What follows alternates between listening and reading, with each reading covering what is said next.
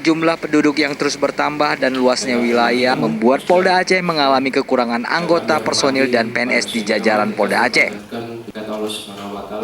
Hal itu disampaikan langsung oleh Kapolda Aceh Irjen Pol Rio S. Jambak saat menggelar konferensi pers akhir tahun di Mapolda Aceh. Rio mengatakan jumlah personil Polri saat ini belum ideal dengan jumlah penduduk dan luasnya wilayah di Aceh.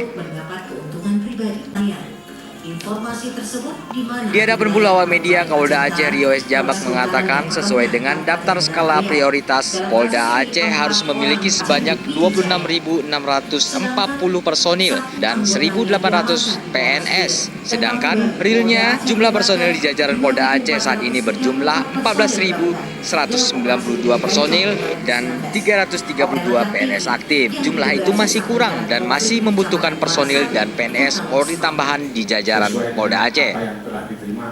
Kapolda Aceh juga menambahkan jumlah penduduk Aceh yang mencapai 4 juta jiwa yang tersebar di 33 kabupaten kota dinilai tidak sesuai dengan jumlah personil yang masih terbatas.